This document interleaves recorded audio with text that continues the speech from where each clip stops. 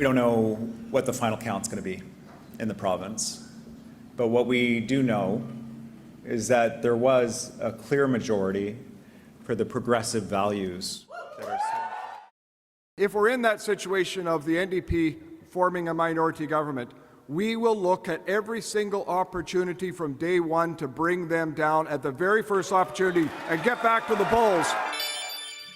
Le chef du NPD et le chef conservateur en Colombie-Britannique, commentaires qui ont été émis hier soir à la suite des résultats qui ne sont pas encore finaux. Il y a du dépouillement qui va se poursuivre dans le courant de la journée aujourd'hui. Les néo-démocrates sont légèrement en avance, mais c'est une élection qui s'est jouée de façon très, très, très serrée. Qu'est-ce qu'on doit en retenir? Chantal, Michel, bonjour. Bonjour. Bonjour. Alec est absent aujourd'hui. Chantal, je commence avec vous. C'est pas mal plus serré que ce qu'on avait envisagé il y a quelques mois, cette élection en Colombie-Britannique, hein? Ça ressemble à rien de ce qui était envisagé, mettons, en juin, où on savait que les élections en Colombie-Britannique s'en venaient. C'est même pas les deux partis qu'on attendait. Non, c'est ça, il en manque un. De l'isoloir. Oui.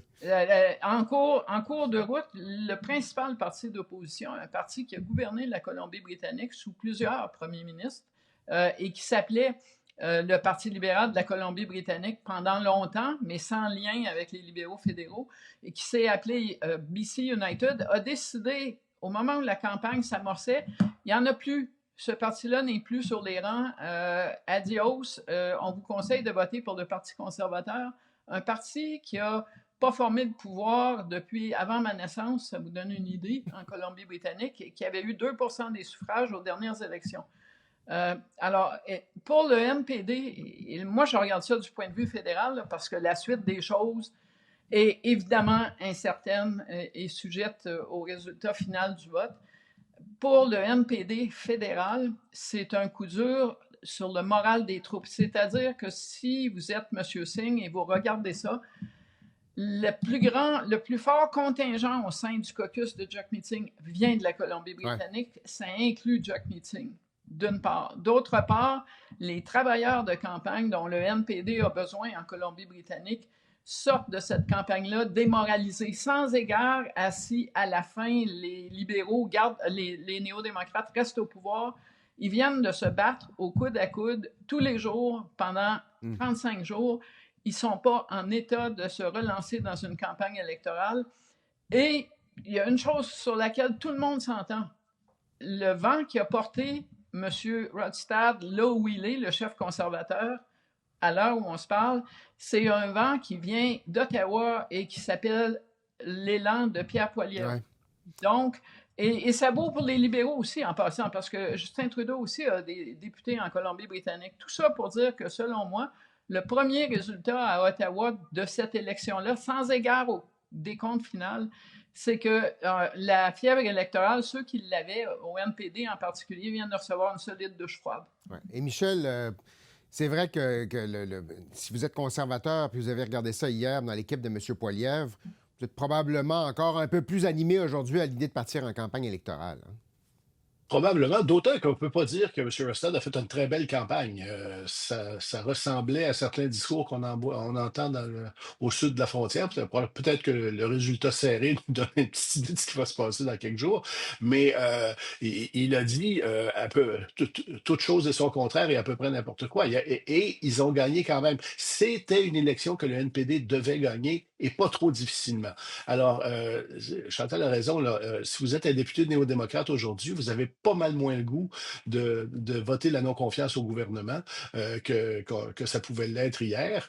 Et pour M. Trudeau, c'est aussi un message que le message à la Poilievre, il y a une auditoire pour ça. Mm-hmm. C'est pas juste une aberration de sondage, c'est des vrais gens qui sont allés voter dans les vrais bureaux de vote, là, puis ils adhèrent en partie au moins à ce message-là. Ça, pour M. Trudeau, c'est un gros message. Oui, c'est ça. C'est comme un premier test sur le terrain. Chantal, il y a une autre élection demain au Nouveau-Brunswick. Là aussi, la politique fédérale a eu un impact, hein? Et on le voit dans chaque province. On ne l'a pas vu de la même façon en Colombie-Britannique, mais au Nouveau-Brunswick, c'est encore plus clair. Il y a un gouvernement conservateur sortant dont le chef, Glenn Higgs, est plus ou moins populaire et moins populaire que plus. qui fait face à essentiellement un parti d'opposition officielle libéral. Et qu'est-ce qu'on entend aux portes? Qu'est-ce que les libéraux entendent aux portes? C'est combien on n'aime pas Justin Trudeau. Et la facture, une partie de la facture, les libéraux du Nouveau-Brunswick craignent d'être obligés de l'encaisser demain. Donc, si vous faites le compte, on va parler de la révolte contre Justin Trudeau, de la mutinerie. Elle commence en Atlantique. C'est pas étranger ce qui s'est passé sur les pas des portes du Nouveau-Brunswick dans la campagne provinciale. C'est pas étranger au fait que des députés du Nouveau-Brunswick, entre autres, se sont dit ça, c'est par personne interposée contre Blaine Higgs, les libéraux mangent une claque. Qu'est-ce que ça va être quand nous, on va se présenter avec Justin Trudeau sur nos pancartes ou même s'il n'est pas sur nos pancartes comme chef? Oui, je ne suis pas sûr qu'ils vont le mettre, ces pancartes en Atlantique. Michel, justement, parlant justement du leadership de M. Trudeau, on va entendre un député libéral d'Atlantique, Sean Casey, puis on va entendre M. Trudeau sur cette mutinerie qu'évoquait Chantal. Ça donne ceci. Il y a maintenant un niveau de malaise parmi ce que je représente et ces sentiments ont été exprimés à moi régulièrement. Donc, malgré la grogne, comptez-vous toujours être à la tête de votre parti aux prochaines élections? Oui. Un homme de peu de mots, oui. Mais Michel, il en demeure pas moins. Bon, là, on parle évidemment de cette lettre qui circule depuis un peu plus d'une semaine de députés d'arrière-ban qui souhaitent le départ de M. Trudeau parce qu'ils regardent les sondages puis ça les inquiète. M. Trudeau veut rester. Est-ce qu'il... comment il gère ça, cette grogne-là, maintenant, Michel? D'abord, je pense que c'est Chantal qui a utilisé l'expression, une espèce de coup d'État au ralenti, là. Il peut attendre un peu de voir s'il y a beaucoup de gens qui vont signer la fameuse lettre, si tant est que la lettre existe, là, pour voir. Mais ça ne semble pas prendre un élan qui est très dangereux à ce moment-ci pour M. Trudeau. Par contre, quand on entend le député parler de malaise, oui, tout le monde le sent, le malaise. Alors, à un moment donné, peut-être que... cette fois-ci, cette grogne-ci, M. Trudeau peut réussir à passer au travers, mais il y a dans l'ensemble des troupes libérales beaucoup de gens qui disent ça serait quand même mieux qu'il s'en aille. Ce qu'on entend dans nos comtés, ce qu'on entend de nos concitoyens, c'est qu'ils sont tannés de le voir, qu'il y en ont carrément assez de Justin Trudeau. Puis, au bout de 10 ans, c'est quand même assez rare qu'un premier ministre se fait réélire. Ouais. Il y a ça aussi, il y a l'usure du pouvoir qui est réelle. Mais est-ce que ça va être suffisant pour qu'il y ait une grogne dans le caucus qui réussisse à avoir la tête de M. Trudeau alors qu'il est bien décidé à rester? Ça, c'est pas sûr. Oui, bien c'est ça, Chantal. Parce que là, il a vraiment l'air déterminé à rester, M. Trudeau.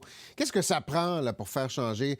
Qu'est-ce que ça prend pour faire changer la donne mercredi au caucus? Le chaînon manquant, ça s'appelle un ministre senior qui accepterait, un, de mettre sa tête sur le bio, donc de quitter le cabinet, mais deux, de renoncer à succéder probablement à Justin Trudeau, qui publiquement, ou dans un premier temps en privé, disent au premier ministre, si tu démissionnes pas, moi, je vais faire un point de presse demain et je vais dire que tu devrais démissionner. Et c'est le chaînon manquant. En l'absence de ce chaînon, on parle d'une lettre qui n'existe pas en forme virtuelle, qui semble cachée, enterrée sous... Qu'on n'a pas vu, c'est ça, dont on entend parler, mais ouais. Et là, on se dit, est-ce que les gens qui la signent ont au moins vu qui étaient les autres qui la signaient? Tout ça, c'est un peu particulier. On va voir mercredi, mais s'il y avait un tel ministre qui envoyait ce genre de message-là, ou si les députés qui ont signé la lettre sont prêts à dire à partir de demain, on siège comme indépendant, deux éléments qui vraisemblablement forceraient M. Trudeau à démissionner, mais autrement, si on commence à parler de lettres, où j'ai couvert, moi, une époque où 15 députés du Québec ont signé une lettre pour demander à John Turner de se retirer comme chef libéral à la veille des élections de 88. À ce jour, on se demande encore c'était qui. Aucun n'a voulu reconnaître sa signature. Bon. À part Jean Lapierre, éventuellement, mais mettons que sur 15, ça fait pas beaucoup et c'était pas dans les 30 secondes qui ont suivi. Ouais. Michel, qu'est-ce que ça veut dire pour la reprise des travaux demain? Parce que quand on... Là, il y avait une pause la semaine dernière. On l'oublie un peu, mais la Chambre était comme un peu paralysée quand on est parti. Qu'est-ce que ça veut dire pour la reprise des travaux lundi, cet état de choses-là? Ben, on en a parlé un petit peu avec les résultats de la Colombie-Britannique. Ça veut dire que les néo-démocrates vont être très, très tranquilles.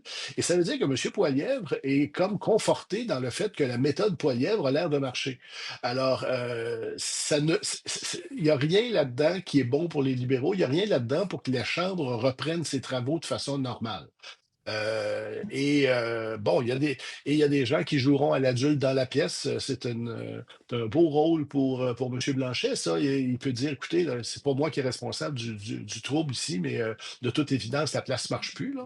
Mais ça va pas calmer le jeu. Ça va peut-être arrêter la grogne officielle que certains députés qu'on n'a pas vus disent avoir signé une lettre qu'on n'a pas vue. Mais ça ne va pas arrêter l'ensemble du malaise, parce que c'est le bon mot, qui entoure le gouvernement Trudeau à ce moment-ci. Oui, j'entends. Bon, deux choses. Il est possible que le Bloc québécois ou le NPD consentent, sous certaines conditions, peut-être moins de conditions néo-démocrates que bloquistes d'ailleurs, à sortir le gouvernement de l'impasse actuelle, c'est-à-dire à dire si vous invoquez la guillotine pour mettre fin aux stratégies du Parti conservateur avec sa question de privilège, on va vous appuyer. C'est possible. Ça s'est discuté, je crois, avec les deux partis pendant la dernière semaine. Deuxièmement, il y a un conseil des ministres à remanier. Hein? On n'a pas laissé sortir les noms de ceux qui ne se représentaient pas parce qu'on ne préparait pas un remaniement, vraisemblablement après les élections américaines. Est-ce que ça pourrait donner lieu à des grands changements de personnel? Et quand je dis grands changements de personnel, là, je ne veux pas dire qu'on nomme 4 nouveaux ministres ou 6, mais plutôt, est-ce qu'on assisterait, par exemple, comme ça a été le cas au moment de l'élection de Donald Trump, à un changement aux affaires étrangères? Au remplacement de Mélanie Joly par quelqu'un d'autre. Est-ce qu'on pourrait dire que Chrystia Freeland a été tellement efficace, elle a de l'expérience, il faut l'envoyer au plus pressé? On ne sait pas, mais normalement, moi, je ne vois pas le gouvernement tomber entre maintenant et la prochaine relâche de la mi-novembre, très franchement, et je m'attends à un remaniement au plus tard pendant la relâche de la mi-novembre. Que l'on va surveiller attentivement. C'est tout le temps qui nous reste. Chantal, Michel, merci. Bonne fin de week-end. Au revoir. Au revoir.